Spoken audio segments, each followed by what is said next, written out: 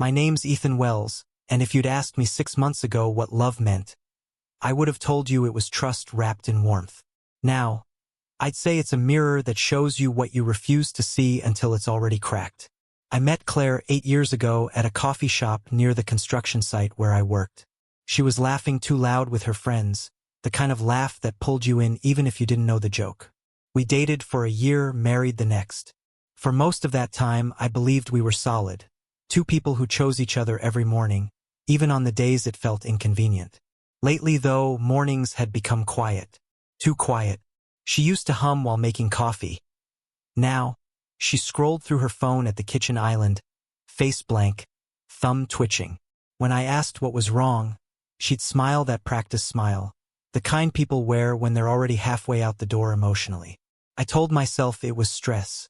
She'd started a new job in marketing, surrounded by people who wore ambition like perfume. She stayed later and later, saying there were deadlines, client dinners, strategy sessions. I didn't push. I wanted to believe her. But belief has a limit when patterns start repeating themselves. Missed calls, changed passwords, a new perfume I hadn't bought. The night everything cracked began like any other Thursday. I was driving home from work when Rachel, an old friend from college, called out of nowhere. She'd moved back to town and wanted to catch up over dinner. Rachel and I had once dated briefly years before I met Claire, but it had ended peacefully, just timing and distance. I didn't think twice. I texted Claire, "Dinner with an old friend tonight. Don't wait up." No reply. When I got to the restaurant, Rachel was already there. Still had the same sharp wit, the same way of listening that made you feel seen. We talked about careers, travel, how time somehow folds 10 years into 10 minutes when you meet someone from your past. I didn't notice the figure by the entrance until Rachel's eyes flicked past my shoulder. Claire stood there, frozen, hands still on the door, face pale as porcelain. For a second, I thought she'd come to join us. But her eyes weren't calm. They were wild, the kind that have already written a story in their head before hearing a single fact. She turned around so fast the door nearly slammed behind her. I sat there, heart hammering, waiting for her to come back, to ask, to scream, to say something. She didn't. Called her. No answer. I texted, "Claire, it's not what you think." Still nothing. By the time I got home, the house was dark. Her car was gone. A single lamp glowed in the living room, casting long shadows across the empty couch. On the coffee table lay her wedding ring and a note. "I can't do this. You lied first." That was it. No explanation. No argument. Just a sentence heavy with accusation. I sat there for an hour, reading it over and over, trying to understand which lie she was talking about. Dinner with Rachel? I had told her. I even texted. It hit me later.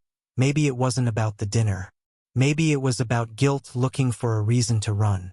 The next day, I tried calling again. Still no answer. Her office said she'd taken a personal leave. I checked her social media, deactivated. Mutual friends hadn't heard from her. It was as if she'd evaporated. 3 days later, an envelope arrived at my door.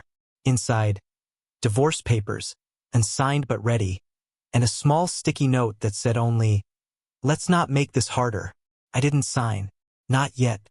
Some part of me still wanted a conversation, some closure, maybe even an apology for assuming the worst. Instead, what I got was silence. A week later, I went back to the same restaurant.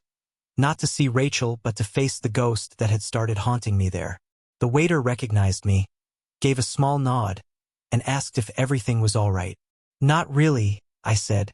When I left, I noticed something. The manager handing a receipt to a familiar face outside. Claire's colleague, Tom, the one she'd mentioned from work a dozen times but never by name, never with details. He looked at me the way guilty people do when they're not sure if they've been caught.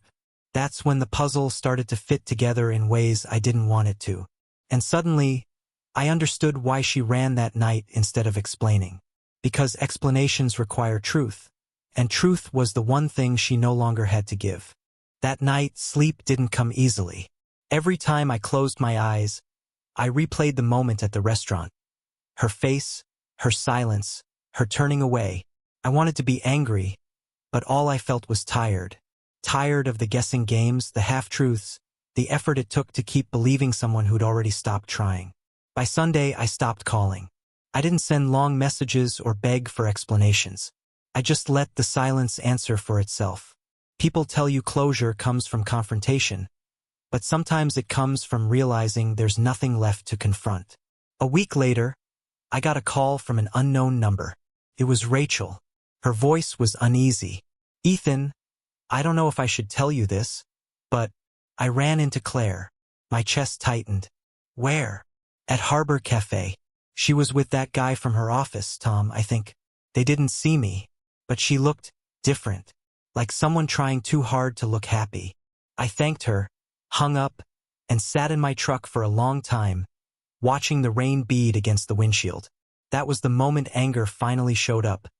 Not the loud, destructive kind, but the quiet, shaking one that burns under your skin. It wasn't just about betrayal. It was about how easily she'd rewritten the story. In her version, I was the liar, the one having dinner with another woman. In reality, she just needed a reason, any reason, to justify what she was already doing. That night, I opened my laptop and signed the divorce papers. No note, no explanation. Just my name. If she wanted it clean and quiet, she could have it. But peace has a price, and mine was detachment.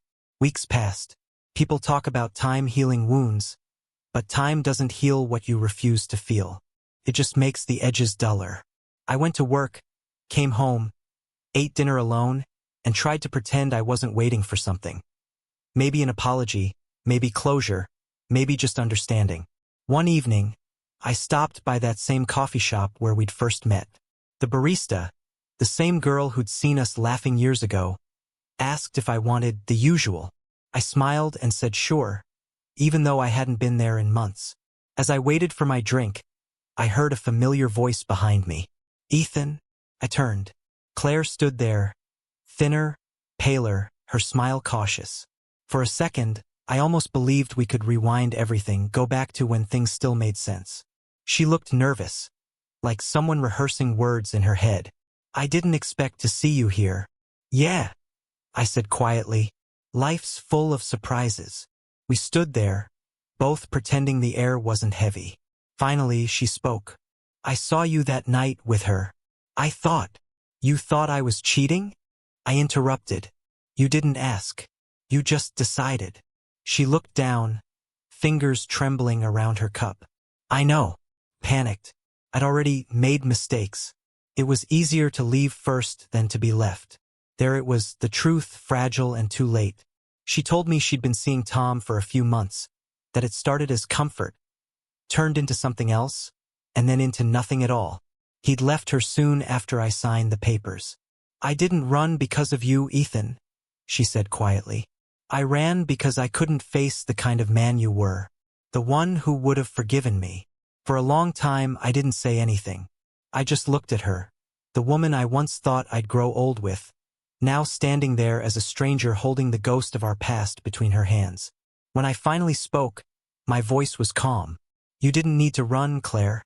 You just needed to tell the truth. That's all it ever took." She nodded, eyes glistening, but I could tell the apology wasn't for me. It was for the version of herself she'd betrayed along the way. We said goodbye, not with anger or tears, but with quiet understanding. Sometimes the hardest part of love isn't losing someone. It's realizing they were never ready to be loved the way you did. That night, I went home, made myself dinner, and ate by the window. The house felt different, not empty, just honest. As I looked outside, the streetlights flickering on one by one, I realized something. Peace doesn't come when everything's explained. It comes when you stop needing explanations. She ran from the truth. I ran toward it, and in the end, that made all the difference.